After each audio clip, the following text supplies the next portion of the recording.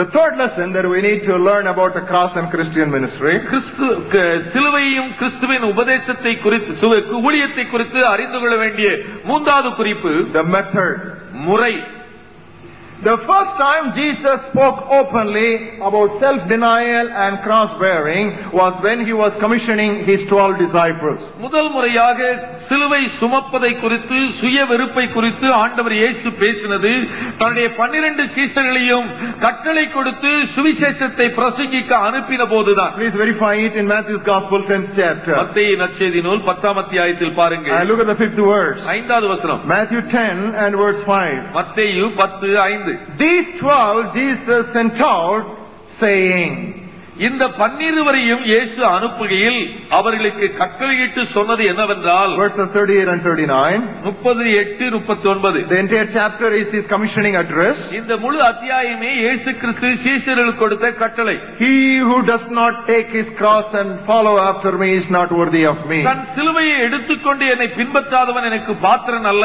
He who finds his life will lose it, and he who loses his life for my sake will find it. தன் ஜீவனை காக்கிறவன் அதை இழந்து போவான், என் நிமித்தம் தன் ஜீவனை இழந்து போவன் அதை காப்பான். Now what do I understand from this passage? இந்த வசனத்திலிருந்து எதை விளங்கிக் கொள்கிறோம் என்றால் there is nothing called easy ministry in Christian work. கிறிஸ்தவ ஊழியத்திலே லகுவான வேலை என்று ஒன்றுமே கிடையாது. Let me repeat that. நான் இதை திரும்ப சொல்கிறேன். If you are interested in Christian ministry, don't look for smooth sailing. கிறிஸ்தவ ஊழியத்தில் நீங்கள் ஈடுபட விரும்பினால் லகுவான கடினமில்லாத ஊழியம் என்று எதையும் தேட வேண்டாம். There is nothing that does not demand your sweat. உங்களுடைய வேர்வையை எடுக்காத வேலை ஒன்றுமே கிறிஸ்தவ ஊழியத்தில் கிடையாது. How did Paul admonish Timothy, who was a trainee under him? தனக்கு கீழே பயிற்சியாளனாய் வந்த தீமோத்தேயுக்கு அப்போஸ்தலனாகிய பவுல் கொடுத்த ஆலோசனை என்னவென்றால் endure afflictions, நீ தீங்கு அனுபவி and fulfill your ministry. உன் ஊழியத்தை நிறைவேற்று. You see, he put both these things together. இந்த இரண்டையும் அவர் சேர்த்து சொல்கிறார். Endure affliction, நீ பாடு அனுபவி, accept suffering, பாடுகளை ஏற்றுக்கொள், embrace suffering, நீ பாடுகளை அணைத்துக்கொள், don't escape difficulties, கஷ்டத்தை தாண்டி போகாதே. then you will be able to fulfill your அதை ministry. செய்வாயானால் ஊழியத்தை நீ நிறைவேற்றுவாய். There are 5 things which I can talk in terms of the method. Please follow me quickly. 5 விதமான முறைகளை நான் சொல்லலாம், நீங்கள் கவனித்து வாருங்கள். Number 1. 1, any biblical ministry must be prayer saturated. எந்த ஒரு வேத வசன அடிப்படையான ஊழியமானாலும் ஜெபத்தினால் தோய்க்கப்பட்டதா இருக்க வேண்டும். It must be prayer அது saturated. ஜெபத்தினால் நிறைக்கப்பட்டதா இருக்க வேண்டும். What is prayer? ஜெபம் என்றால் என்ன? It is saying no to the strength of the flesh. மாம்சத்தின் பலத்திற்கு இல்லை என்று சொல்வதாகும். That is what prayer is. அதுதான் ஜெபம். It is lifting up holy hands before God and say, Lord, I can't. Please help me. தேவனுடைய சன்னிதானத்திலே பரிசுத்தமான கைகளை உயர்த்தி, தேவனே என்னால் முடியாது, நீர் உதவி செய்ய வேண்டும் என்று சொல்வது. That was the pattern of Jesus Christ. ஆண்டவராகிய கிறிஸ்து இயேசுவுடைய முன்மாதிரியும் அப்படித்தான். With all the power and authority at his spell, what did he do? அவர் தனக்கு அருளப்பட்டிருக்கிற எல்லா தேவ வல்லமை மகிமை உடையவராய் இருந்தும் என்ன சொன்னார்? He emptied himself தம்மை தாமே வெறுமையாக்கி and he asked the Lord to fill him. தன்னை தேவன் நிரப்பும்படியாய் கேட்டார். That is what prayer is. அதுதான் ஜெபம் என்பது. Lord, I can't. தேவனே என்னால் முடியாது. Lord, I can't. தேவனே என்னால் முடியாது. You said even a small thing I cannot do without you. உம்மால் அன்றி என்னால் சிறு காரியம் முதலாய் செய்ய முடியாது. Help me, Lord. தேவனே எனக்கு உதவி செய்யும். If you do your ministry without enough praying, that means you have started to depend on this arm of your flesh. நீங்கள் போதுமான அளவு ஜெபத்தினால் தோய்க்கப்பட்டவர்களாய் தேவனுடைய ஊழியத்தை செய்யாமல் இருப்பீர்களானால் நீங்கள் உங்களுடைய மாம்ச பலத்தை சார்ந்து கொள்ள தொடங்கிவிட்டீர்கள் என்று அர்த்தம். If you are preaching in meetings without sufficient prayer preparation, you are depending upon your previous success. நீங்கள் போதுமான ஜெப ஆயத்தம் இல்லாமல் பிரசங்கிக்கும்படியான ஒரு ஊழியத்தை செய்வீர்களானால் கடந்த காலத்தில் நீங்கள் சம்பாதித்த வெற்றியை சார்ந்து நீங்கள் ஆரம்பிக்கிறீர்கள் அர்த்தம். This is the temptation that I am constantly going through as a preacher. பிரசங்கியாராக நான் என்னுடைய வாழ்க்கையில எப்பொழுதுமே சந்திக்கிற சோதனை இதுதான். From 1971 we have had the privilege of conducting so many major camps of 3 days or 5 days or 8 days duration. 1971 ஆண்டு துவக்கி இந்த இயக்கத்தின் மூலமாக 3 நாள் 5 நாள் 8 நாள் என்று சிறப்பான பொதுக்கூட்டங்களை நடத்துகிற ஒரு கிருபையை தேவன் தந்திருக்கிறார். And I have preached hundreds of sermons on set themes from the Bible. வேதத்திலிருந்து தெரிந்தெடுக்கப்பட்ட கருப்பொருள்கள் அடிப்படையிலே நூற்றுக்கணக்கான பிரசங்கங்களை செய்திருக்கிறார். And I have told my friends, if the Lord takes my life today for another 25 years, you have got enough new material for Blessing Magazine. தேவனுடைய கிருபையினாலே தேவன் எனக்கு இன்னொரு 25 ஆண்டுகளை கொடுப்பாரேயானால், நான் இன்றைக்கு மரித்து போனானால் இந்த ஆசீர்வாத பத்திரிகையில் எழுதுவதற்கு இன்னும் 25 ஆண்டுகளுக்கு போதுமான கட்டுரைகள் எனக்கு உண்டு. I have given you enough material. It is available in cassette. You can print for another 25 years. நான் 25 ஆண்டுகளுக்கு பத்திரிகையிலே பிரசுரம் செய்வதற்கு போதுமான செய்திகளை கேசட்டிலே கொடுத்திருக்கிறேன். And we have had so many conventions and so many conferences. நாம் அதிகமான கன்வென்ஷன் கான்ஃபரன்ஸ் நடத்தி இருக்கிறோம். By the grace of God, no meeting was a failure for us. தேவனுடைய கிருபையினாலே நாம் நடத்தின கூட்டங்கள் ஏதொன்றும் தோல்வி அடைந்தது என்று சொல்ல முடியாது. Every camp, the talk on the themes and our programs were a great success. ஒவ்வொரு முகாமின் போது கருப்பொருள் செய்திகள், அந்த கருப்பொருளை குறித்த காரியங்கள் எல்லாமே சிறப்பாக வெற்றியாய் நடந்திருக்கிறது. So there is a great temptation for me to depend on my past success for this meeting. ஆகவே இந்த கூட்டத்திற்கு என்னுடைய கடந்த கால வெற்றியை சார்ந்து கொள்வதற்கான சோதனைகள் ஏராளம் உண்டு. Without spending sufficient time in prayer, ஜெபத்திலே போதுமான நேரம் செலவிடாமல் வருவதற்கு வாய்ப்பு சோதனை உண்டு. without spending sufficient time in reading the Bible, வேதத்தை போதுமான அளவு வாசிக்காமல் வருவதற்கு சோதனைகள் உண்டு. without spending sufficient time in turning to the dictionary to choose proper words, சரியான வார்த்தைகளை தெரிந்தெடுப்பதற்காக சொல்லகராதியை திறந்து பார்த்து அதை எடுப்பதற்கு தயங்குவதற்கான சோதனை உண்டு. without spending sufficient time in writing 4 times rough note and then bringing it to this final shape, 4 முறை ஒரு நோட்டிலே குறிப்பெடுத்து அதை சரிபார்த்து திரும்ப ஒரு குறிப்பேடு நன்றாய் எழுதி கொண்டு வராமல் இருப்பதற்கான சோதனை I உண்டு. have all these temptations. இந்த சோதனை எல்லாம் எனக்கு உண்டு. But by the grace of God, I have overcome that this year also. ஆனால் தேவனுடைய கிருபையினால் இந்த ஆண்டிலும் அதை மேற்கொண்டு And வந்திருக்கிறேன். I say no to anything that comes before that. அதற்கு முன்பாய் வருகிற எதற்கும் இல்லை என்று நான் சொல்லி இருக்கிறேன். Meetings, no, I am not coming. ஏதாவது ஒரு கூட்டம் எதற்கும் என்னை கூப்பிட்டால் இல்லை என்று சொல்லுவேன். Committee meetings, no, I am not coming. Committee meeting வாருங்கள் என்று சொன்னால் அதற்கும் இல்லை என்று I want to சொல்லுவேன். cry before God. நான் தேவ சமூகத்திலே அழ I want விரும்புகிறேன். to walk into mountains and understand what God wants me to tell these people. இந்த ஜனங்களுக்கு என்ன சொல்ல வேண்டும் என்பதை தேவனுடைய சமூகத்திலே மலைகளோடு நடந்து சென்று கேட்க விரும்புகிறேன். Every year when I meet these people, I must say something prophetic unto them. நான் ஒவ்வொரு ஆண்டும் இந்த மக்களை சந்திக்கும் போது தீர்க்கதரிசனமாக ஏதொன்றை சொல்ல வேண்டுமே என்று And people should know what I am doing in the kingdom of God. தேவனுடைய ராஜ்யத்தில் நான் என்ன செய்து ஜனங்கள் அறிய வேண்டும் And என்று people should விரும்புகிறேன். know what they should do next in the coming year. வருகிற ஆண்டிலே ஜனங்கள் என்ன செய்ய வேண்டும் என்று அறிய வேண்டுமே I என்று have நான் a great வாஞ்சிக்கிறேன். moral responsibility. இதற்காக ஒரு பெரிய உத்தரவாதம் எனக்கு உண்டு. I can't sit in the previous night and put a few words from here and there from a concordance and vomit it here. இங்கே இந்த கூட்டத்திற்கு முந்தின நாள் இரவிலே உட்கார்ந்து சொல்லகராதியிலே அங்கே சில வார்த்தைகளை எடுத்து ஏதோ ஒன்றை கிறுக்கி கொண்டு வந்து இங்கே சொல்ல முடியாது. Dear brothers and sisters, அருமை சகோதர சகோதரிகளே, I'm just opening up my heart because there are so many young blooming preachers who are sitting here who will be standing on pulpits here tomorrow. நாளை தினத்திலே இவ்விதமான மேடையில் நின்று பிரசங்கிக்கக்கூடிய வரம் பெற்ற மிக தாளந்துள்ள அநேக செழிப்பான இளைய முகங்களை நான் பார்க்கிறபடினாலே உள்ளத்தை திறந்து இவர்களை நான் சொல்கிறேன். You have to constantly say, Lord, I cannot, Lord, I cannot. தொடர்ந்தேச்சியாக எப்பொழுதும் தேவ சமூகத்தில் ஆண்டவரே என்னால் முடியாது முடியாது என்று சொல்ல வேண்டும். After 30 years of preaching, I am still nervous every time I stand before a congregation. 30 ஆண்டுகள் இவ்விதமான பிரசங்க ஊழியத்தை செய்துவிட்டு இப்பொழுதும் பிரசங்க மேடையில் ஏறுவதற்குள்ளாக நடுக்கத்தோடு வருகிறேன். And I am very nervous and sometimes my palm is sweating when I come here to preach the word. பிரசங்கிக்க வரும்போது மிகுந்த நடுக்கத்தோடு வருவதனாலே உள்ளங்கை எல்லாம் வேர்த்து கொட்டுகிறதை நான் அறிந்திருக்கிறேன். Brothers and sisters, this is an experience I want every preacher here to go through. இங்கே இருக்கிற பிரசங்கிமார் ஒவ்வொருவரும் இப்படிப்பட்ட ஒரு அனுபவத்தை உடையவர்களாய்த்தான் வர வேண்டும் என்று If விரும்புகிறேன். you don't go through such experience, you will be giving people food after food which does not satisfy them. இவ்விதமான அனுபவத்தினூடாக நீங்கள் கடந்து போகாமல் பிரசங்கிப்பீர்களே ஆனால் அவர்களுக்கு திருப்தி உண்டாகாது, அவருடைய பசியை போக்காத வெறும் ஆகாரத்தை கொடுத்துள்ளாய் காணப்படுவீர்கள். It won't even be milk, it will be diluted milk. அது பாலாய் இருக்காது, தண்ணீர் ஊற்றப்பட்ட பாலாய் இருக்கும். Brothers and sisters, dearly young people, especially blooming young preachers, I have shouted these past few minutes to just tell you how you have to prepare when you come for a message of God's word. நான் இந்த கடந்த சில நிமிடங்கள் மிகுந்த உரத்த சத்தத்திலே கூச்சலிட்டு சொன்ன இந்த காரியங்கள் எல்லாம் இந்த கூட்டத்தில் இருக்கிற மிகுந்த இளைய முகங்களை பார்த்து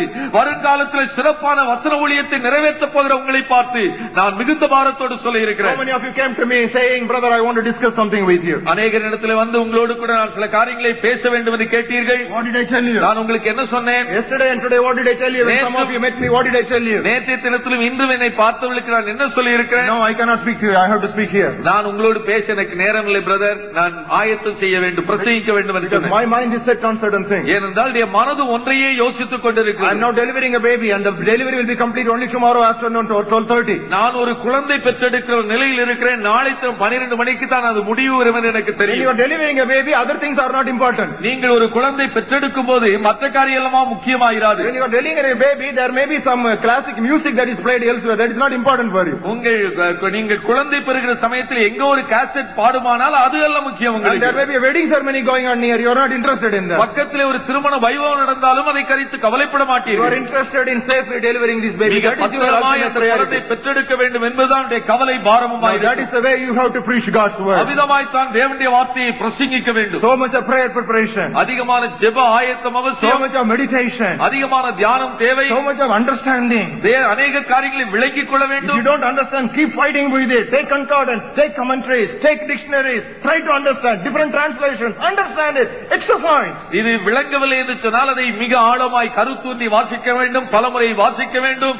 அதற்கு ஒப்பனையாயிருக்கிற ஒவ்வொரு அகராதிகளை பார்க்க வேண்டும், விளக்க உரைகளை பார்க்க வேண்டும். இவைகளை நாம் முயற்சிக்க வேண்டும். Because people take whatever you say very seriously and your preparation should be very serious. நீங்கள் சொல்லுகிற வார்த்தைகளை ஜனங்கள் அப்படியே எடுத்துக்கொள்ள வேண்டுமானால் நாம் ஆயத்தம் செய்வதும் அவ்வளவு கடுமையாக இருக்க வேண்டும். Any day stand before God and say I cannot. ஒவ்வொரு நாளும் எந்த நேரமானாலும் தேவ சமூகத்தில் நின்று என்னால் முடியாது என்று சொல்ல வேண்டும். Not a formal confession but a real confession. வெறும் வார்த்தை அலங்காரத்திற்காக அல்ல, மெய்யாகவே என்னால் முடியாத ஆண்டவர் என்று சொல்ல வேண்டும். Without me you cannot do anything and tell Lord amen. என்னாலே அல்லாமல் உங்களால் ஒன்றும் செய்ய முடியாது என்று ஆண்டவர் சொல்லி இருக்கிறாரே, ஆமையா என்னால் முடியாது என்று சொல்ல வேண்டும். I have not found a song better than what my friend Ezekiel Francis has sung for us. நமக்காய் சகோதரன் எசேக்கியா பிரான்சிஸ் பாடின பாடலுக்கு ஒப்பாக வேறு எதை என்னால் சிந்திக்க முடியவில்லை. உம்மால் அன்றி என்னால் ஆகும் என்று சொல்ல ஒன்றுமில்லை. I don't think any other song can come anywhere near that during this generation. இந்த தலைமுறையிலே இவ்விதமான ஒரு அறிக்கையை சொல்வதற்கு அந்த பாடலுக்கு இணையாய் வேறு இருக்க முடியாது. சிறுவன் கை ஐந்தப்பம் எடுத்தாசீர்வதியும், சிறுவன் கை ஐந்தப்பம். And you know what I tell God? At least that boy had 5 loaves and 2 fish. I don't even have that.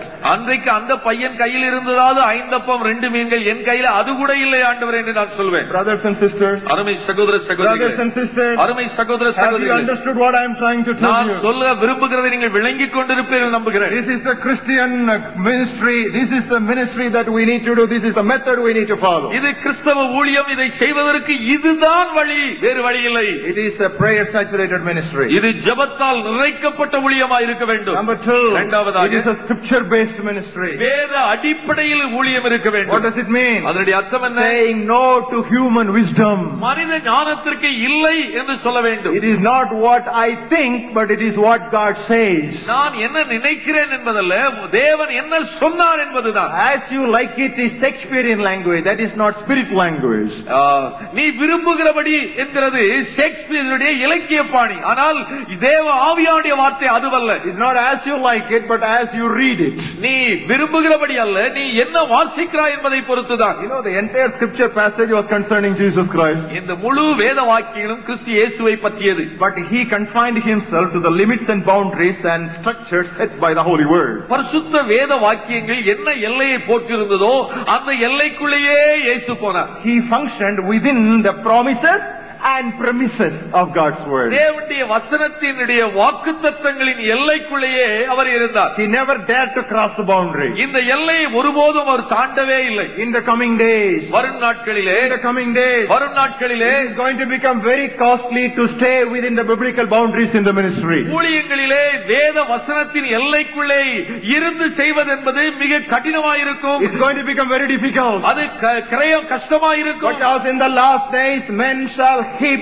teachers for themselves with itching ears, not giving unto the facts of God's word, but fables of human intellectuals. கடைசி நாட்களே மனிதர்கள் செவித்துணவுள்ளவர்களாகி தங்கள் இருதயத்திற்கு எண்ணத்திற்கு ஏற்ற உபதேசிகளை பிரசங்கிமார்களை தேடுகிற ஒரு நாட்கள் வருகிறது. And those days are already upon us. அந்த நாள் ஏற்கனவே நம் பேரில் வந்திருக்கிறது. So you have to bear the cross if you have to limit your ministry within the scripture. ஆகவே உங்களுடைய ஊழியத்தை வேத வஸ்திரத்தின் எல்லைக்குள்ளே வைக்க வேண்டுமானால் சிலுவை சுமந்தே ஆக வேண்டும். Otherwise, if you want to be a freelancer, you will become very popular. எந்த எல்லையும் இருக்கக்கூடாது, நான் தாராளமாய் போக வேண்டும் என்றால் வேத வஸ்திரமே தேவையில்லை. But for everything, if you want to check against the anvil of the scriptures, what does the scripture say?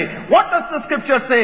What does the scripture say? I tell you, it is excruciating. ஆனால் ஒவ்வொரு காரியத்தையும் நீங்கள் செய்வதற்கு முன்பாக, பிரசங்கிக்கிறதுக்கு முன்பாக தேவ வாக்கியம் என்ன சொல்கிறது, வேத வாக்கியம் என்ன சொல்கிறது என்று நீங்கள் பரிசோதித்துக் கொண்டே போவது என்பது சுலபமாயிருக்காது. அது வேதனையான ஒரு அனுபவமாயிருக்கும். So our ministry should be scripture based. ஆகவே நம்முடைய ஊழியமானது வேத வஸ்திரத்தின் அடிப்படையில் இருக்க வேண்டும். Thirdly, மூன்றாவதாக our ministry should be body involved. நாம் ஒரு சரீரத்தின் கூட்டமைப்பாய் இருக்க வேண்டும். It has to be a team involved ministry. அது ஒரு குழுவின் ஊழியமாய் இருக்க வேண்டும். You have to say no to the spirit of individualism. தனிநபர் ஊழியம் என்கிறதை இல்லை என்று சொல்ல வேண்டும். You have to say no to a constant craving for independence. தனிநபராக நான் இருக்க விரும்புகிறேன் என்கிற வாஞ்சை இருக்கிறது, அதற்கு இல்லை என்று நாம் சொல்ல தெரிய வேண்டும். New Testament knows nothing about independent ministry. It only speaks about interdependent ministry. புதிய ஏற்பாட்டிலே தனிநபர் ஊழியம் என்று ஒன்றுமே கிடையாது. அதற்கு மாறாக புதிய ஏற்பாடு சகசார்பு ஊழியத்தை சொல்கிறது.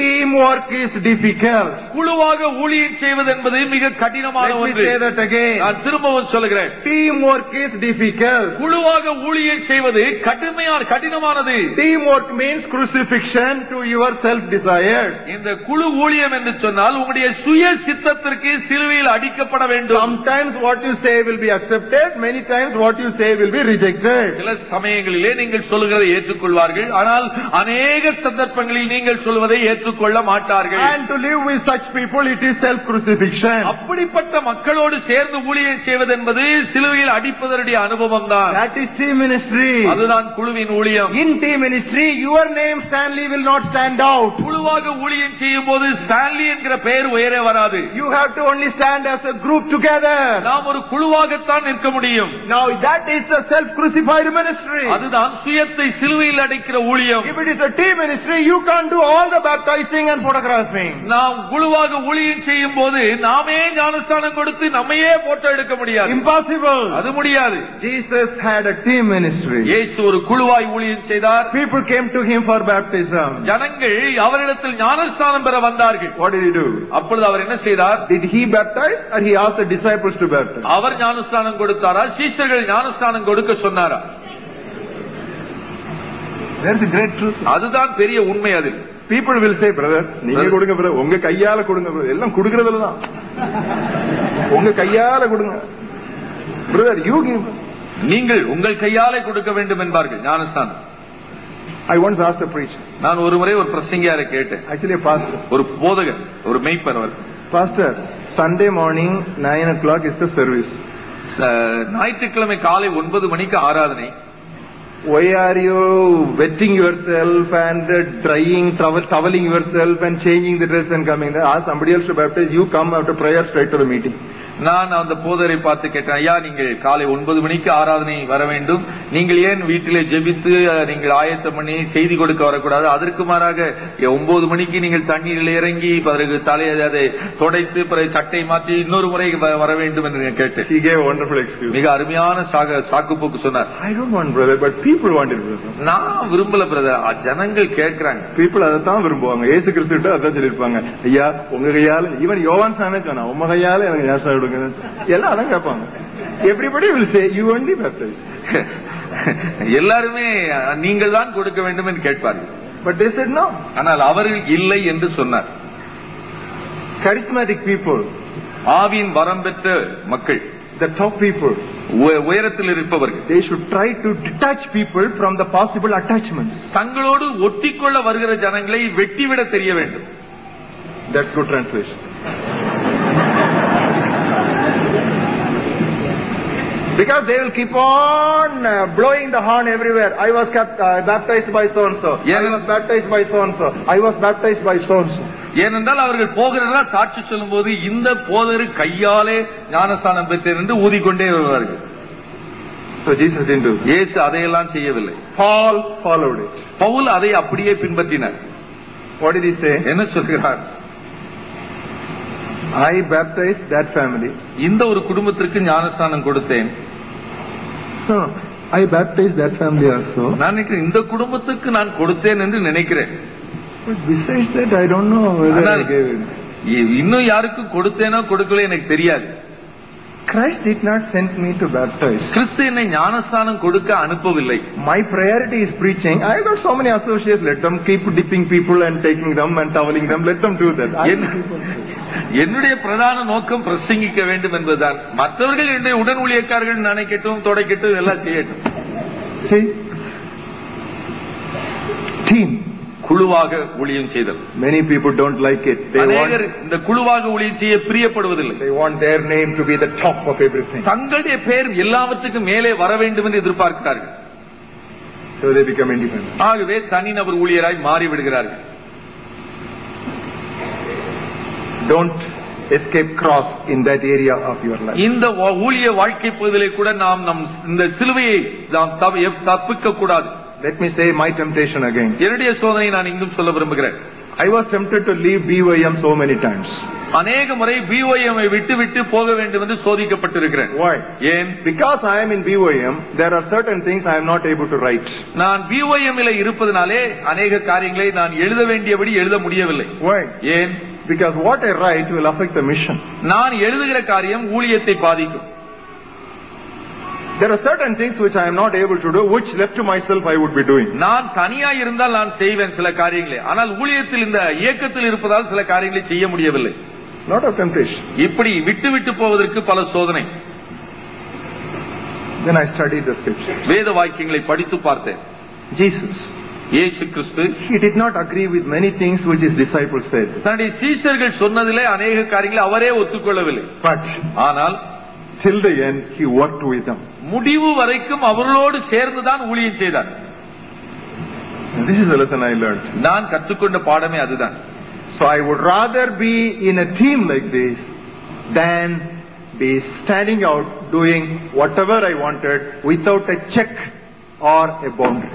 சரியான எல்லையோ பாதுகாப்போ என்னை சோதிப்பதற்கான கேள்வியே இல்லாத ஒரு இடத்தில் நான் விரும்புகிற எல்லாவற்றையும் செய்வதை காட்டிலும் இப்படிப்பட்ட ஒரு குழுவிலே நான் பாதுகாப்பாக இருப்பதை விரும்புகிறேன்.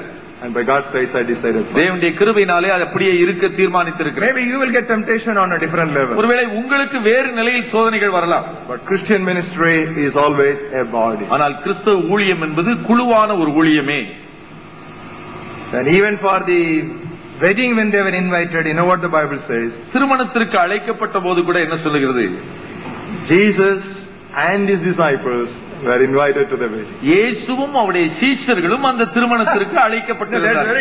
It doesn't say Jesus was invited. It says இயேசு அழைக்கப்பட்டார் என்று சொல்லவில்லை. Jesus and his disciples were invited. They were such a close team. அவ்வளவு நெருக்கமான ஒரு குழுவா இருந்தபடினாலே இயேசுவும் அவருடைய சீஷர்களும் அந்த திருமணத்திற்கு அழைக்கப்பட்டிருந்தார்கள் என்று சொல்கிறது. So any Christian ministry that is dead to self should develop this body development. ஆகவே எந்த ஒரு கிறிஸ்தவ ஊழியம் சுயத்திற்கு சாக வேண்டுமோ அது குழுவாகத்தான் ஊழியம் செய்ய முடியும். Fourthly, நான்காவதாக Christian ministry should be kingdom oriented. கிறிஸ்தவ ஊழியம் என்பது ராஜ்யத்தின் மையமாய் இருக்க வேண்டும். It should say no to empire building for oneself. ஒரு தனிநபருக்காக ராஜ்யம் கட்டுகிற ஒரு ஊழியமாய் இருக்கக்கூடாது. Let me say that again. நான் திரும்பவும் சொல்கிறேன். We should be interested in building the kingdom of God and not building the empire for myself. நாம் தேவனுடைய ஊழியத்தை செய்யும் போது தேவராஜ்யத்தை கட்டுகிற மக்களாய் இருக்க வேண்டுமே தவிர சாம்ராஜ்யம் கட்டுகிறவர்களாய் இருக்கக்கூடாது. I am going one step further, very sensitive, but listen to me carefully. இன்னொரு படி முன்னே செல்ல விரும்புகிறேன். இது மிக கடுமையான ஒன்று. Even if you work in an organization, ஒரு இயக்கத்திலே ஊழியம் செய்து கொண்டிருந்தால் கூட, once again நான் திரும்பவும் சொல்கிறேன், even if you work in an organization, ஒரு இயக்கத்தில் நீங்கள் ஊழியம் செய்து கொண்டிருந்தால் கூட, the expansion of the kingdom of God should be your priority rather than the promotion of your organization. உங்களுடைய நோக்கமெல்லாம் தேவனுடைய ராஜ்யத்தினுடைய விருத்தியாகத்தான் இருக்க வேண்டுமே தவிர இந்த இயக்கத்தினுடைய ராஜ்யம் விரிய வேண்டும் என்பதா இருக்கக்கூடாது. Let me explain. இதை விளக்கி சொல்கிறேன். Cross bearers conference. சிலுவை சுமப்போர் முகாம். I can have two aims. ரெண்டு நோக்கம் இருக்கலாம்.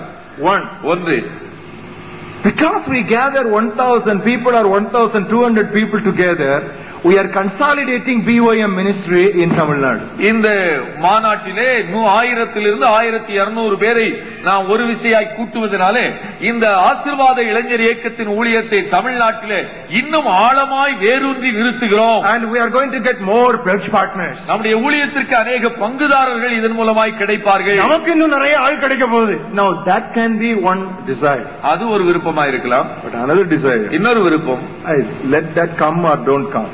இவர்கள் வரட்டும் வராமல் போகட்டும். But ஆனால் because of this 3 days ministry of preaching on cross bearing, சிலுவை சுமத்தல் என்கிற இந்த சத்தியத்தை இங்கே வருகிற மக்களுக்கு பிரசங்கிப்பதன் மூலமாக, whether they belong to BYM or HIM or IEM or whatever M, அது BYM இருக்கட்டும், HIM இருக்கட்டும், IEM இருக்கட்டும், வேறு எந்த எம்ஐயும் இருக்கட்டும், let them take these truths and let them grow in that, so that the kingdom of God, like a leaven that is leaven of the whole lump, will grow. இது ஒரு புளித்த மாவை போல இவர்கள் இந்த உபதேசத்தை எடுத்துக்கொண்டு அவர்கள் இருக்கிற ஊழியம் எதுவா இருந்தாலும் அதை எடுத்துக்கொண்டு போய் அங்கே இருக்கிற மாவெல்லாம் புளித்து போக பண்ணினால் போதும் என்று இருந்தால் போதும். Now these are the two alternatives I have to choose from. இந்த இரண்டில் ஏதாவது ஒன்றைத்தான் நான் தெரிந்து கொள்ள முடியும். Honestly before God, I tell you the truth, I am not lying. The Holy Spirit is my witness that I have come here with a second aim, that is the kingdom of God should expand.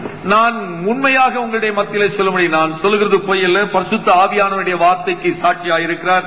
நான் இந்த முகாமிற்கு இந்த இரண்டாவது நோக்கத்தோடு தான் வந்திருக்கிறேன். The same thing I do when I go for missionary convention. Missionary கன்வென்ஷனுக்கு போகும்போது கூட இதைத்தான் நான் செய்கிறேன். When I give the altar call, நான் அழைப்பு கொடுக்கும் போது I don't give altar call for missionaries to join BOM. BOM லே மிஷனரியாய் சேருவதற்காக அழைப்பதே கிடையாது. Sometimes I give the call, take the address, and we send it to Friends Missionary Prayer Band or Indian Evangelical Church. Just go and apply to them. Join. நான் அங்கே அழைப்பு கொடுக்கும் போது அவளுக்கு நான் சொல்லுகிறது என்னவென்றால், நீங்கள் ஆசீர்வாத இளைஞர் இயக்கத்திலே அல்ல சேருவதற்கு BOM நீங்கள் FMB லே சேருங்கள், IEM லே சேருங்கள் என்று அவருடைய முகவரியை நான் கொடுப்பதுண்டு. And when I ask about teach about giving, கொடுத்தலை குறித்து பேசும்போது what I say? நான் என்ன செய்கிறேன் சொல்லுகிறேன், give to FMPB, FMPB-க்கு கொடுங்கள், IEM-க்கு கொடுங்கள், GEMS கொடுங்கள், and to your church missionary உங்களுடைய organization. சபை மிஷனரி ஊழியங்களுக்கு கொடுங்கள். If you want to give, you give to BOM. BOM-க்கு கொடுக்க விரும்பினால் எங்களுக்கும் கொடுங்கள். You replay all the cassettes I have preached in the past years. This will be the truth I have preached. நான் பிரசங்கித்த இந்த செய்திகள் பதிவு செய்யப்பட்டிருக்க ஒலி நாடாக்களை நீங்கள் கேட்பீர்களானால் இதைத்தான் நான் பொதுவாய் சொல்லி இருக்கிறேன். What is the result? முடிவு என்ன தெரியுமா? Other missionary organizations have purchased our cassettes and they say all their missionaries should listen to this cassette. நம்முடைய இயக்கத்தில் நாம் வெளியிடுகிற இந்த ஒலி நாடாக்களை மற்ற இயக்கத்தினர் வாங்கி அவர்களுடைய மிஷனரிகள் இந்த செய்தியெல்லாம் கேட்க வேண்டும் என்று அவர்கள் சொல்கிறார்கள். Why? It is not the promotion of BOM, but it is expansion of the kingdom. இது ஆசீர்வாத இளைஞர் இயக்கத்துடைய வளர்ச்சிக்கான செய்தி அல்ல, இது தேவனுடைய ராஜ்யத்தின் விருத்திக்கான செய்தி. Now what I am saying is very sensitive, but we have to come to this. That is the ministry of cross bearing. இது மிக உணர்ச்சி பூர்வமான ஒன்று. இந்த காரியத்திலே நாம் மிகுந்த ஜாக்கிரதையா இருக்க வேண்டும். சிலுவை சுமப்பும் வாழ்க்கை அப்படிப்பட்டது. So you may have a small group, you may have a small ministry, you may have a small team, but when you are thinking about the needs of your small team and small ministry, don't leave the total picture of God's work in the whole world. நாம் ஒருவேளை சிறிய குழுவாக, சிறிய ஊழியமாக, சிறிய அமைப்பாக இருக்கலாம். நம்முடைய ஊழியத்தின் ஒவ்வொரு காரியத்தை நாம் செய்ய நினைக்கும் போது இந்த சிறிய குழுவையே மனதிலே செய்து வைத்துக் கொண்டே அதையே செய்யாதபடிக்கு அனைத்து உலகத்திலும் செய்யப்பட வேண்டிய ராஜரீக தெய்வீக ஊழியத்திற்காக நாம் பிரயாசம் எடுக்க வேண்டும். God will know whether you are honest in your heart or not. நாம் அதை செய்யும் போது இருதயத்தில் அதை உண்மையாய் இதை செய்கிறோமா இல்லையா என்று ஆண்டவருக்கு தெரியும். You can play humbug even in this. இதிலே கூட சும்மா மாய்மாலம் வேஷம் போடலாம். So you have to be very careful because God searches the hearts, the Bible says. வேதம் சொல்கிறது தேவன் இருதயங்களையும் ஆராய்ந்து அறிகிறவர் என்று சொல்கிறார். But if you seek first the kingdom of God and His righteousness, all the other secondary things will be added to you. தேவனுடைய வார்த்தை சொல்கிறது முதலாவது தேவனுடைய ராஜ்யத்தையும் அவருடைய நீதியையும் தேடுங்கள், அப்பொழுது இவைகள் எல்லாம் உங்களுக்கு கூட கொடுக்கப்படும். Dear Blessing Youth Mission people, அருமையான ஆசீர்வாத இளைஞர் இயக்கத்தின் நண்பர்களே, dear representatives of Blessing Youth Mission, ஆசீர்வாத இளைஞர் இயக்கத்தின் பிரதிநிதிகளே, dear missionaries and leaders of Blessing Youth Mission, ஆசீர்வாத இளைஞர் இயக்கத்துடைய மிஷனரிகளே, உடன் ஊழியரே, what you will do, நீங்கள் செய்ய வேண்டியது என்ன? what you will drink, நீங்கள் எவைகளை குடிப்பீர்கள், what will you clothe on, எவைகளை உடுத்துவீர்கள், what will you eat, எவைகளை நீங்கள் புசிப்பீர்கள். don't worry for these things. இவைகளை குறித்து நீங்கள் கவலைப்பட Where வேண்டாம். will I get funds? எங்கே இருந்து நமக்கு பணம் கிடைக்கும்? You seek first the kingdom of God, முதலாவது நீங்கள் தேவனுடைய ராஜ்யத்தை தேடுங்கள், and all the other things will be added. இவைகள் எல்லாம் உங்களுக்கு கூட கொடுக்கப்படும். Whom did he say that? யாருக்கு இதை சொன்னார்? Jesus told it to full-time workers. இயேசு முழு நேர ஊழியருக்கு தான் இதை சொன்னார். Jesus told it to his disciples. நம்முடைய சீஷர்களாய் பின்பற்றின மக்களுக்கு சொன்னார். Who were for the kingdom, he said, you seek the kingdom, then all other your needs will be taken care of. தேவனுடைய ராஜ்யத்திற்காய் வந்தவர்களை பார்த்து தான் நான் சொன்னார், தேவனுடைய ராஜ்யத்தையே தேடுங்கள் என்று. Fifthly, ஐந்தாவதாக, any scriptural ministry has to be world opposed. எந்த ஒரு தேவனுடைய ஊழியமும் உலகத்தால் எதிர்க்கப்படும். We have to say no to the popularities. பேர் பிரஸ்தாபத்திற்கு இல்லை என்று சொல்ல வேண்டும். Jesus prophesied. இயேசு தீர்க்கதரிசனம் சொன்னார், The world will hate you. இயேசு உலகம் உங்களை பகைக்கும். He didn't say the world may hate you. ஒருவேளை உலகம் உங்களை பகைக்கலாம் என்று சொல்லவில்லை. He said the world will hate you. உலகம் உங்களை பகைக்கும். ஏனென்றால் only one reason. ஒரே ஒரு காரணம், it hated me. அது என்னை பகைத்திருக்கிறது. If the world hated me, it cannot love my men. என் உலகம் என்னை பகைத்தது உண்டானால் என் மனிதரை அது நேசிக்காது. If they have done these things to the green tree, what will they do for the dry wood? பச்சை மரமாகிய எனக்கு இதை செய்தது உண்டானால் பச்சை மரமாகிய உங்களுக்கு எதை செய்ய மாட்டார்கள்? I am sending you as sheep among wolves. ஓநாய்களுக்குள்ளே ஆடுகளை அனுப்புகிறது போல உங்களை அனுப்புகிறேன். Dear brothers and sisters, அருமை சகோதர சகோதரிகளே, if you want to really follow this cross-bearing ministry, you will be hated by your family members. சிலுவை சுமக்கும் இந்த ஊழியத்தை நீங்கள் செய்ய விரும்புகிறீர்களானால் உங்கள் குடும்பத்தால் நீங்கள் பகைக்கப்படுவீர்கள். As long as you are giving only tithe to God's work, your husband or wife will not find fault with you. தேவனுடைய ஊழியத்திற்கு நீங்கள் தசமமாக மட்டும் கொடுக்கலாய் இருப்பீர்களானால் உங்களுடைய கணவனோ மனைவியோ உங்கள் பிள்ளைகளோ உங்களை பகைக்க மாட்டார்கள். But suddenly when you go from here and you tell your wife, we have 5 fixed deposits, 1 fixed deposit we will give to the ministry, your wife will begin to hate you. ஒருவேளை நீங்கள் இங்கிருந்து வீட்டிற்கு போய் நம்முடைய 5 வைப்பு நிதி பகுதியில் இருந்து ஒரு நிதியை நாம் க்ளோஸ் பண்ணி ஊழியத்திற்கு கொடுப்போம் என்று சொன்னால் உடைய மனைவி உங்களை பகைப்பார்கள். She will think that you are getting mad because you are going after BOM. இந்த BOM பின்னாலே போய் பைத்தியக்காரனாகி விட்டாய் என்று சொல்லி உங்களை உடைய மனைவி பகைப்பார். Brothers and sisters, when you start doing something radical, your family members will not stand with you. நீங்கள் புரட்சிகரமான ஏதோ ஒன்றை நீங்கள் செய்ய ஆரம்பிக்கும் போது ஜனங்கள் உங்களுடைய குடும்பத்து மக்கள் உங்களோடு வரமாட்டார்கள். We have the same problem in our family. எங்கள் குடும்பத்தில் அந்த பிரச்சனை இருந்தது. Because my wife இருக்கிறது. My wife will suddenly say, let us give that to the ministry. என்னுடைய மனைவி திடீர்னு சொல்வார், இதை ஊழியத்திற்கு கொடுக்கலாம் என்று. What shall we do? நான் என்ன செய்வோம்? She will ask me, what do you think about it? நீங்கள் என்ன நினைக்கிறீன்னு கேட்போம். Oh, I will scratch my head. என்னுடைய தலையை நல்லா சொரிந்து கொள்வேன். Because if I say no, I come under guilt. Because she wants to give, I say don't give. அவர்கள் கொடுக்க விரும்புகிறேன் என்று சொல்லும்போது நான் வேண்டாம் என்று சொன்னால் எனக்கு ஒரு குற்றமுள்ள மனசாட்சி வரும். பல முறை தர்ம சங்கடமான நிலையில் என்னை அவள் நிறுத்தி விடுவார். But it will be a very polite request. I feel we can give. What do you think? Very difficult for a preacher because I would have come back after preaching on giving. Very difficult. Very difficult. மிகுந்த கொஞ்சம் அமைதியா கேட்பார்கள். இதை கொடுத்து கொடுக்கலாம் என்று நினைக்கிறீர்கள், என்ன நினைக்கிறீர்கள்? ஆனால் கொடுங்கள் என்று சொல்லிவிட்டு கீழே வருகிற எனக்கு அது தெரிய தர்ம சங்கடமா இருக்கு. Very difficult. கடினமான ஒன்று. But by God's grace, over the years, I have learned, okay, you feel, I simply say, let us just think over it for a few days, and normally we agree to give it. But it is difficult, that's what I'm trying to say. It is difficult. தேவனுடைய கிருபையினாலே நான் நிவிதமான காரியங்களே நான் அவர்கள் கேட்கும் போது இதை குறித்து சற்று யோசிக்கலாம், ஜெபிக்கலாம் என்று சொல்வேன். ஆனால் பொதுவாக நான் அதற்கு இடம் கொடுத்து விடுவது உண்டு. கடினமாயிருக்கும். It is difficult. அது கடினமாயிருக்கும். And if you are not able to agree, நீங்கள் ஒத்து போகவில்லை என்றால் you will have the sword experience. இந்த பட்டயத்தினுடைய அனுபவம் இருக்கும். You will have the sword experience. இந்த பட்டயத்தின் அனுபவம் உங்களுக்கு உண்டாகும். It's not easy. The messages that you are hearing in these meetings are not easy to follow. இந்த முகாமிலே நீங்கள் கேட்கிற செய்தி பின்பற்றுவதற்கு சுலபமானவைகள் அல்ல. You tell your mommy, you tell your daddy, you are going to join brilliant tutorials to appear for entrance examination for professional course. They will say, Amen and Hallelujah. உடைய தாய் தகப்பன்மாரிடத்திலே போய் நான் இந்திய உயர்கல்வி படிப்பிற்காக பிரில்லியன்ட் டுட்டோரியல் கல்லூரியில நான் தேர்ந்து படிக்க போறேன்னு சொன்னால் உங்களுடைய பெற்றோர் ஆமென் அல்லேலூயா என்று சொல்வார்கள். But you tell them you are going to Siteri Hills for 1 week of missionary training to decide whether you should go to full-time ministry immediately or not. They will say,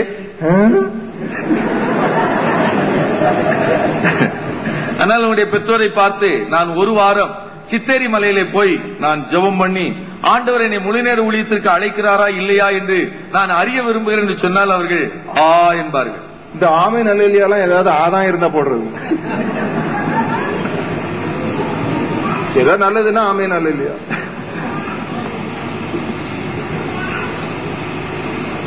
விட போறேன், கொடுக்க போறேன், அர்ப்பணிக்க போறேன், கஷ்டப்பட போறேன், விட்டுற போறேன், இதுக்கு ஆமென் அல்லேலூயா போடுறதுக்கு இன்னும் கிறிஸ்தவம் பழகவே இல்லை.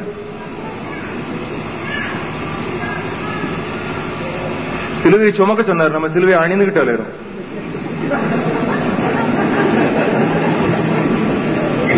சுமக்கிறது வேற, அணியிறது வேற. He said bear the cross, but we are wearing the cross.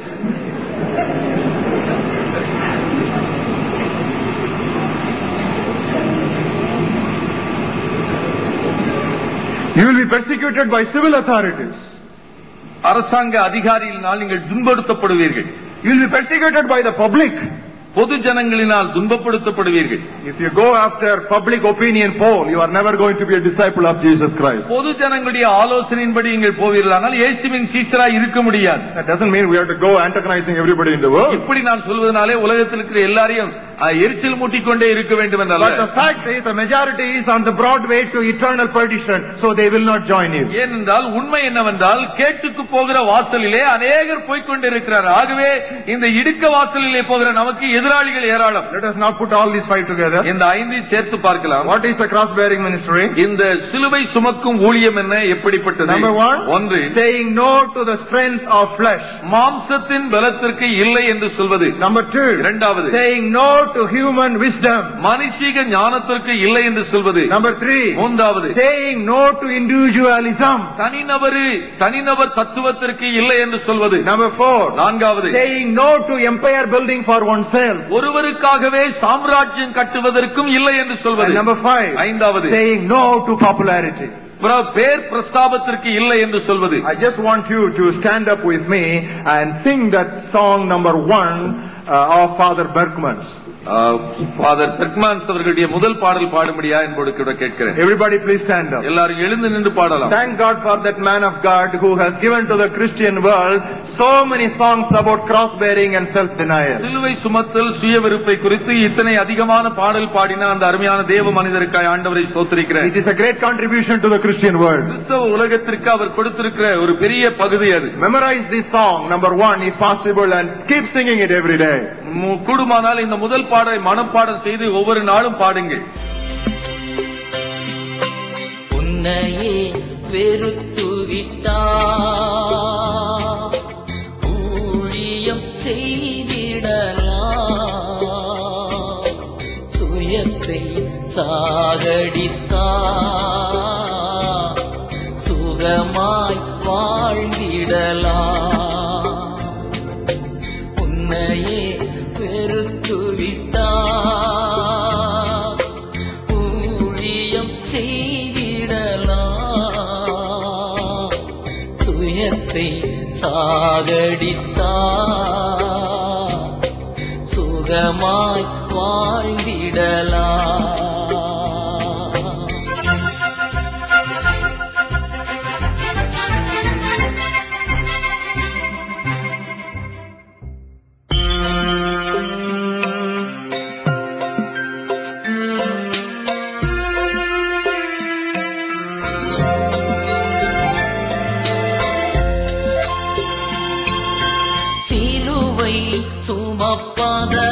சுமப்பதனால் சிந்த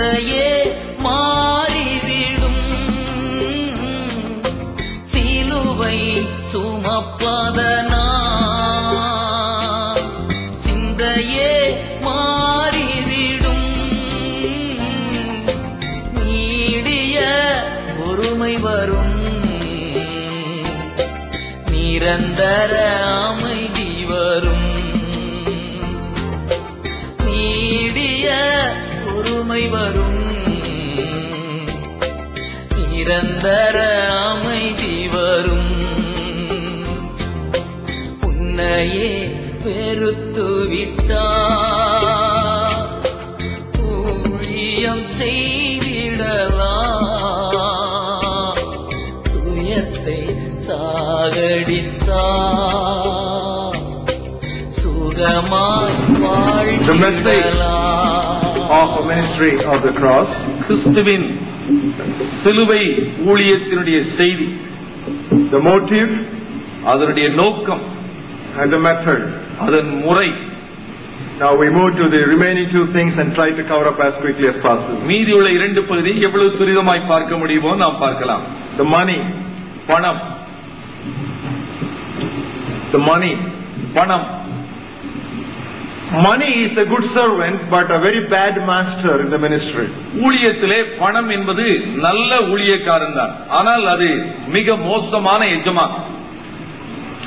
Unless a person is extraordinarily and extremely careful in this area, he won't realize when he has fallen a victim to this mammon of unrighteousness. இந்த அநீதியான உலக பொருளாகிய பணத்தை குறித்து ஒரு நபர் மிகுந்த அசாதாரணமான அளவில் ஜாக்கிரதையாய் விழிப்பாய் இல்லை என்றால் இதிலே வீழ்ச்சியடைந்து போவது நிச்சயம். Even in Paul's time, most of the preachers were material minded. Pavul இருந்த காலத்தில் கூட இருந்த அநேக ஊழியர்கள் பண ஆசை உள்ளவளாய், பொருளாசை உள்ளவளாய் இருந்தார். I will say that again because there is a clause that needs to be underlined in that statement. நான் இந்த வார்த்தையை திரும்ப சொல்கிறேன், ஏனென்றால் இதில் சில சொற்றொடர்களை நான் அடிக்கோடிட்டு சொல்ல வேண்டும். Even in Paul's time, most of the preachers were material minded. Pavul ஊழியம் செய்த காலத்தில் கூட பெரும்பான்மையான ஊழியக்காரர்கள் பண ஆசை உள்ளவளாய் இருந்திருக்கிறார்கள். Turn with me to Philippians for an example passage. எடுத்துக்காட்டான ஒரு வசன பகுதியை பிலிப்பியர் நிருபத்தில் பார்க்கலாம். 3rd chapter, 3ஆம் அத்தியாயம், reading from verses 17 to 19. 17 முதல் 19 வரை. Philippians 3:17 to 19. பிலிப்பியர் 3:17 முதல் 19 வரை. Brethren, join in following my example and not those who so walk as you have us for a pattern. சகோதரரே, நீங்கள் என்னோடே கூட பின்பற்றுகிறவர்களாகி நாங்கள் உங்களுக்கு வழிகாட்டுகிறபடி நடக்கிறவர்களை மாதிரியாக நோக்குங்கள். Because ஏனெனில் many walk, of whom I have told you often, now tell you even weeping, that they are the enemies of the cross of Christ. அநேகர் வேறு விதமாய் நடக்கிறார்கள், அவர்கள் கிறிஸ்துவின் சிலுவைக்கு பகைஞர் என்று உங்களுக்கு அநேகம் தரம் சொன்னேன், இப்பொழுது கண்ணீரோடும் சொல்கிறேன். Who are those enemies of the cross? கிறிஸ்துவின் சிலுவைக்கு பகைஞர் என்று யாரை சொல்கிறார்? 19th verse. 19வது வசனம். Whose end is destruction, அவருடைய முடிவு அழிவு, whose God is their belly, அவருடைய தேவன் வயிறு, whose glory is in their shame, அவருடைய மகிமை அவருடைய லட்சையே, who set their mind on earthly things. அவர்கள் பூமி கடுத்தவைகளை சிந்திக்கிறார்கள். See, Paul is preaching about the preachers who were there in his times. Pavul தன்னுடைய காலத்தில் இருந்த பிரசங்கிமார்கள் அநேகரை குறித்து சொல்கிறார். He was not a critic. அவர் குறை சொல்லி திரிகிற நபர் அல்ல. Be careful. நன்றாய் கவனித்துக் கொள்ள வேண்டும். When somebody gives you a cutting prophetic message, it is very easy to damn it saying it is too critical. ஒரு குறிப்பிட்ட ஊழியக்காரர் ஒரு தீர்க்க தரிசனத்தின் கூர்மையோடு கூட ஒரு காரியத்தை அழுத்தம் திருத்தமாய் சொல்லும்போது இவர் குறை சொல்லுகிறார் என்று சொல்வது சுலபம். It is very easy to dump Paul also among the critics. இவ்விதமான கூர்மையான வார்த்தை சொல்லுகிற இந்த பவுலடியாரையும் இவன் குறை சொல்லுகிற ஊழியக்காரன் என்று சொல்வது சுலபம். But what did he say? ஆனால் என்ன சொல்லுகிறார்? I say with weeping. நான் கண்ணீரோடு கூட சொல்கிறேன். Not with an attitude of criticizing other people. மற்றவர்களை குறை சொல்லுகிற நோக்கத்தோடு அல்ல நான் இதை சொல்வது. With weeping I am saying. நான் கண்ணீரோடு கூட சொல்கிறேன். They think that they are the exponents of the cross of Christ, but actually they are not the exponents, they are the opponents. இப்படிப்பட்ட மக்கள் கிறிஸ்துவின் சிலுவையின் உபதேசத்தின் விளக்கவாதிகள் என்று நினைக்கிறார்கள். ஆனால் இவர்களோ கிறிஸ்துவின் சிலுவைக்கு பகைஞராய் இருக்கிறார்கள். They are the enemies of the cross of Christ. He doesn't say they are the enemies of Christ. They are the enemies of the cross of Christ. இவர்கள் கிறிஸ்துவின் விரோதிகள் என்று சொல்லவில்லை, கிறிஸ்துவின் சிலுவைக்கு விரோதிகள் இவர்கள். Why? ஏன்? They set their mind on earthly things. அவர்கள் தங்கள் மனதை பூமிக்கு அடுத்தவைகளிலே புதைத்திருக்கிறார்கள். Does it mean only Paul was perfect and everybody was imperfect? இப்படி அவன் சொன்னதினாலே பவுல் ஒருவன் தான் குறையற்றவன், மற்ற ஊழியக்காரெல்லாம் குறையுள்ளவர்கள் என்று அர்த்தமா? No. There were a handful of people who set their mind on eternal things. ஒரு சில மக்கள் ஊழியக்காரர்கள் தங்களுடைய மனதை பூமிக்கு அடுத்தவைகள் அல்ல பரலோகத்திற்கு அடுத்தவைகளை வைத்திருந்தார்கள். He talks about them in the second chapter. அவர்களை குறித்து 2ஆம் அத்தியாயத்தில் சொல்கிறார். After commending the good, he was criticizing the bad. நல்லவைகளை மேன்மை பாராட்டி சொல்லிவிட்டு தீமையானவைகளை குறை சொல்கிறார். Reading from the 19th verse of second chapter. 2ஆம் அத்தியாயம் 19வது வசனத்திலிருந்து. I trust in the Lord Jesus to send Timothy to you shortly, that I may also be encouraged when I know your state. நானும் உங்கள் செய்திகளை அறிந்து மனத்தேறுதல் அடையும்படிக்கு சீக்கிரமாய் தீமோத்தேயுவை உங்களுக்கு அனுப்பலாம் என்று கர்த்தராகிய இயேசுவுக்குள் நம்பி இருக்கிறேன். Why? ஏனென்றால் I have no one like-minded who will sincerely care for your state. உங்கள் காரியங்களை உண்மையாய் விசாரிக்கிறதற்கு என்னை போல மனதுள்ளவன் அவரையன்றி வேறொருவரும் என்னிடத்தில் இல்லை. Because ஏனென்றால் all seek their own, not the things which are of Christ Jesus. மற்றவர்கள் எல்லாரும் கிறிஸ்து இயேசுவுக்குரியவைகளை தேடாமல் தங்களுக்குரியவைகளையே தேடுகிறார்கள். See, among the Christian preachers there is a minority. கிறிஸ்தவ ஊழியர் மத்தியிலே கூட ஒரு சிறுபான்மையான மக்கள். Majority will be looking after material things in the name of ministry, but a minority will be looking for eternal things. Paul, Timothy, a few handful like that. And I want every one of you to fall into that small group. கிறிஸ்தவ ஊழியத்திலே பெரும்பான்மையான மக்கள் பரலோகத்திற்கறிவுகளை நாடாமல் பூமிக்கு அடுத்தவர்களை நாடுவார்கள். ஆனால் மிக சிறுபான்மையான மக்கள் தான் பவுல், தீமோத்தி போன்ற அடியவர்கள் போல தங்களுக்குரியவைகள் அல்ல கிறிஸ்துவுக்குரியவைகளை தேடுவார்கள். அப்படிப்பட்ட மக்களோடு கூட நம்மை அடையாளப்படுத்திக் கொள்ள வேண்டியது அவசியம். There is a constant struggle. ஒரு தொடர்ந்தேச்சான ஒரு போராட்டம். Money for ministry or ministry for money?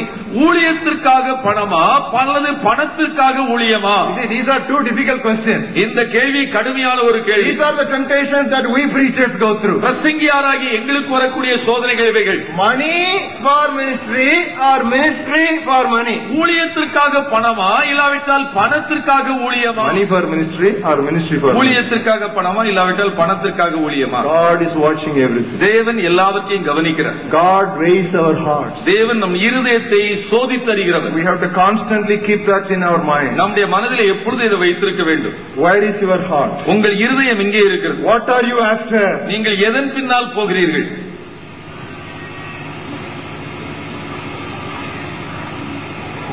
Apostle Paul said. அப்போஸ்தலனாகிய பவுல் சொன்னான், All these things I could have enjoyed, இவை எல்லாவற்றையும் நான் அனுபவித்திருக்கிறேன், but I did not. ஆனால் நான் இவைகளை அனுபவிக்கவே இல்லை.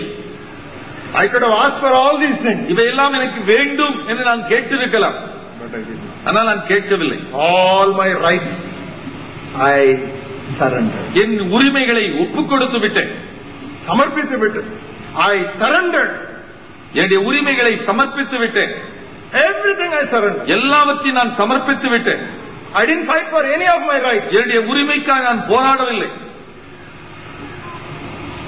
Now, this is the attitude God wants us to develop in the ministry. ஊழியத்தில் இப்படிப்பட்ட மனப்பான்மையுடையவர்களாக நாம் இருக்க வேண்டும் என்று தேவன் எதிர்பார்க்கிறார். One young man came to Jesus. ஒரு வாலிபன் இயேசு கிறிஸ்துவிடத்தில் வந்தான். What should I do to inherit eternal life? நித்திய ஜீவனை சுதந்தரிக்க நான் என்ன செய்ய வேண்டும் என்று கேட்டார். Do this, do this, do this, do this, do this. இதை செய், இதை செய், இதை செய் என்று And that man said, அந்த மனிதன் சொன்னான், all these things I have done from my youth. இவை எல்லாவற்றையும் சிறு பிராயம் முதல் கை கொண்டு வருகிறேன். What do I still lack? நான் இன்னும் என்னிடத்தில் என்ன குறை உண்டு? And Jesus said, அப்பொழுது இயேசு சொன்னார், sell what you have, give what you have sold, and then follow me. உனக்கு உண்டானவைகளை விற்று விற்றவைகளை தரித்திற்கு கொடுத்து எனக்கு பின்னே வா. When you go from this meeting, இந்த கூட்டத்திலிருந்து நீங்கள் போகும்போது please ask this question to God. தேவனை பார்த்து இந்த கேள்வியை கேட்டு பாருங்க. What do I still lack? என்னிடத்தில் என்ன குறை உண்டு, இன்னும் என்ன குறை உண்டு? Please note it. எழுதிக் கொள்ளுங்கள். Everybody ask this question when you get back. ஒவ்வொருவரும் வீட்டிற்கு போகும்போது இந்த கேள்வியை கேட்டு பாருங்க. What do I still lack? இன்னும் என்னிடத்தில் என்ன குறை உண்டு? Only when you ask that question, இந்த கேள்வி நீங்கள் கேட்கும் போது மட்டும்தான் Jesus will specifically pinpoint that area where you have not yet loosened your grip. உம்முடைய பிடிப்பை எந்த பகுதியில் இருந்து நீ தளர்த்தவில்லையோ அதை இயேசு சுட்டி காட்டுவார். It may be jewels, ஒருவேளை அது நகையா இருக்கலாம், it may be lands, ஒருவேளை அது நிலமா இருக்கலாம், it may be savings, ஒருவேளை உடைய வைப்பு நிதியா இருக்கலாம், it may be some particular property, இல்லாவிட்டால் ஒரு குறிப்பிட்ட ஆஸ்தியா இருக்கலாம், it may be some particular material. இல்லாவிட்டால் ஒரு குறிப்பிட்ட பொருளா இருக்கலாம். What do I still lack? இன்னும் என்னிடத்தில் என்ன குறை உண்டு? When you ask God and make this prayer, be careful. இந்த ஜெபத்தை தேவனுடைய சமூகத்தில் சொல்லும் போது ஜாக்கிரதையா இருங்க. God may answer the prayer. தேவன் இந்த ஜெபத்துக்கு பதில் சொல்லி விடுவார். Be careful. ஜாக்கிரதையா இருக்க வேண்டும். இந்த ஜெபத்துக்கு ரொம்ப ஜாக்கிரதையா இருக்கணும். பதில் கொடுத்தாலும் கொடுத்துருவாரு. It's very difficult. So better don't make it if you are not ready first. இதை செய்வதற்கு ஆயத்தமில்லை என்று சொன்னால் கேட்காமல் இருப்பது கூட நல்லது. Beware of your prayers. God may answer. உங்கள் ஜெபங்களை குறித்து எச்சரிக்கையாயிருங்கள். தேவன் பதில் கொடுத்து விடுவார். What do I still lack? எனக்கு இன்னும் என்ன குறை உண்டு? That fellow never thought that he would get that answer. இந்த பதிலை இயேசு சொல்வார் என்று அந்த வாலிபன் நினைத்தே பார்த்திருக்க மாட்டான். Because he had a grip on gold. ஏனென்றால் அவனுடைய பிடிப்பு பொன்னில் இருந்தது. So he became very sorrowful. அவன் மிகுந்த துக்கத்தோட இதை சொல்லுவார் நினைக்கல. நீ எத்தனையோ இருக்கு, அதெல்லாம் விட்டுட்டு இதை பிடிச்சுக்கிட்டார. நீ பிடிச்சிட்டு இருக்கல. He went away sorrowful. அவன் துக்கத்தோடு போய்விட்டான். Turned the other direction. அவன் வேறு பக்கமாய் Jesus turned the other direction. இயேசு வேறு பக்கமாய் திரும்பி Peter came to him. பேதுரு வந்தார். Master, ஆண்டவரே, we have left everything and followed you. நாங்கள் எல்லாவற்றையும் விட்டு உம்மை பின்பற்றினோம். He was very smart. எங்க எதை போடணும்னு கரெக்டா தெரியும் அவருக்கு. ஏன்னா இப்ப அங்க முடிச்சிருக்காரு, உடனே இதாண்ட சான்ஸ் நமக்கு. Master, ஆண்டவரே, we have left everything. நாங்கள் எல்லாவற்றையும் விட்டோம். What shall we get? எங்களுக்கு என்ன கிடைக்கும்? And Jesus, அப்பொழுது இயேசு சொன்னார், you will sit in the 12 thrones of Israel. நீங்கள் பரலோகத்திலே 12 சிங்காசனத்திலே உட்கார்வீர்கள். And you shall be prince and kings and judges with me. நீங்கள் என்னோடு கூட நீங்கள் ஆளுகை செய்வீர்கள், நியாயாதிபதிகளாய் இருப்பீர்கள். Then we are all standing around. நாமெல்லாம் ஒரு சுற்றி நிற்கிறோம். We are wondering, I wish I was also born in the first century so that I would have become one of the 12. நான் அந்த முதல் நூற்றாண்டிலே அந்த 12 பேர்ல ஒருவனாய் இருந்திருக்கத்தக்கதாக பிறந்திருக்க கூடாதோ? So now Jesus addresses the next circle. இப்போ அடுத்த வட்டத்து மக்களை பார்த்து இயேசு சொல்கிறார், Anyone who lives for the kingdom's sake, lands and houses and families, will get 100-fold here and there in the kingdom. என் நிமித்தம், என் ராஜ்யத்தின் நிமித்தம் யாதொருவன் நிலத்தையாகிலும் குடும்பத்தையாகிலும் விடுகிறவன் இந்த இம்மையிலே 100 மடங்கு அவைகளையும் மறுமையிலும் பெற்று அனுபவிப்பான் என்று இயேசு சொல்கிறார். So it is not only for the 12-member circle. அந்த 12 பேருடைய வட்டத்துக்கு மட்டுமல்ல, you can also be included provided you are ready to loosen your grip. உங்கள் பொருளின் பேரில் இருக்கிற பிடிப்பை நீங்கள் தளர்த்தி கொடுக்கிற நபர்களாய் இருக்கக்கூடுமையானால் அதே வாக்குத்தத்தம் உங்களுக்கும் உரியது. Become rich towards God. தேவனுக்கு ஏற்ற ஐஸ்வர்யவான்களாக வேண்டும்.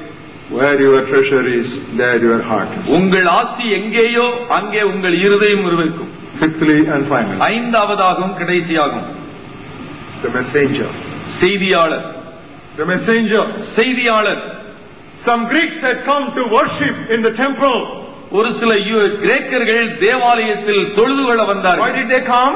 ஏன் வந்தார்கள்? They didn't come to watch fun, but they came to worship God. அங்கே வேடிக்கை பார்க்கறதுக்காக வரவில்லை, தேவனை ஆராதிக்க வந்தவர்கள்.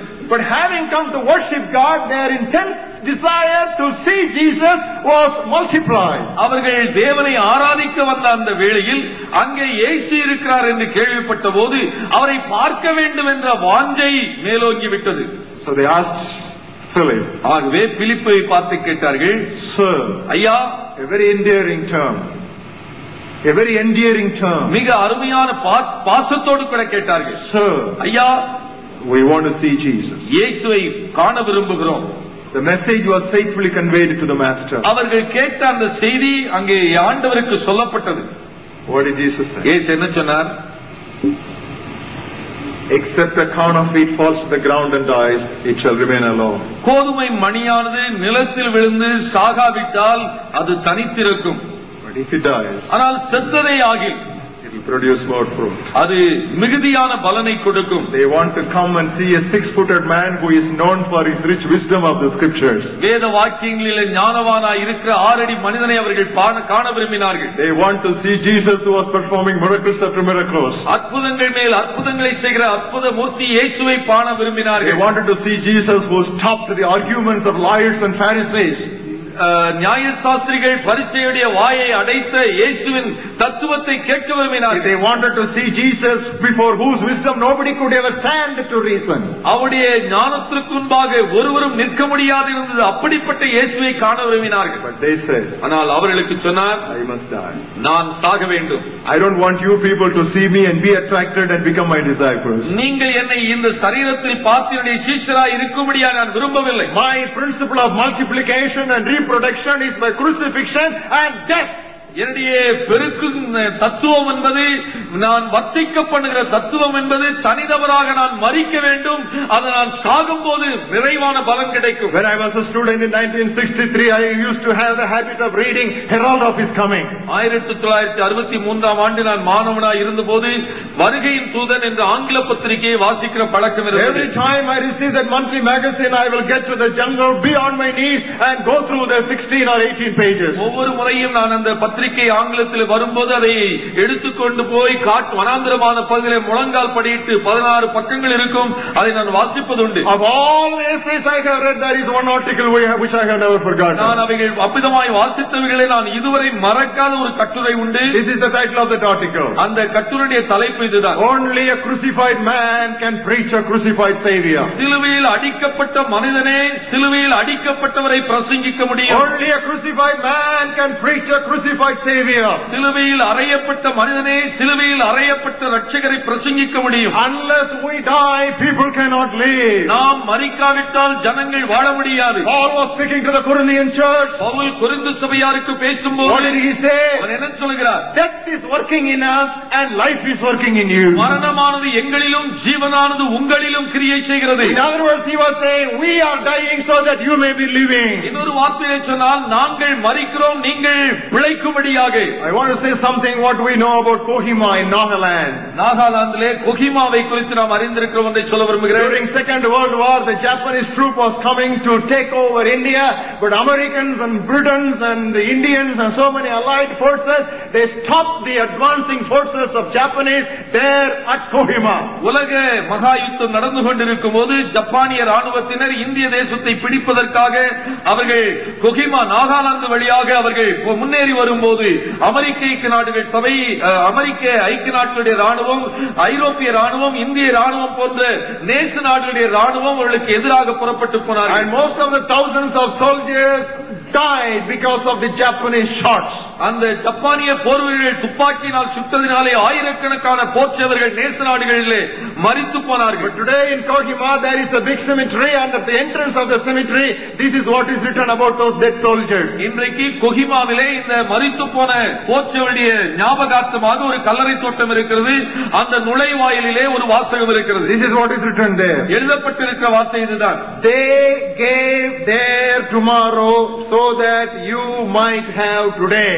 இன்றைக்கு என்கிற ஆசீர்வாதத்தை நீங்கள் பெற்றுக்கொள்ளத்தக்கதாக அவர்கள் தங்கள் நாளை தினத்தை ஒப்புக் கொடுத்தார்கள். They gave their tomorrow so you may have today. நீங்கள் இன்று என்கிற ஆசீர்வாதத்தை பெறுவதற்காக அவர்கள் நாளை என்கிற ஆசீர்வாதத்தை கொடுத்தார்கள். Jesus gave himself a burnt offering so that we may become alive unto God. இயேசு கிறிஸ்து தம்மை தாமே தேவனுக்கு சுகந்த வாசனையாக ஒப்புக் கொடுத்ததினால் நாம் பிழைத்திருக்கிறோம். Jesus gave himself as a burnt offering.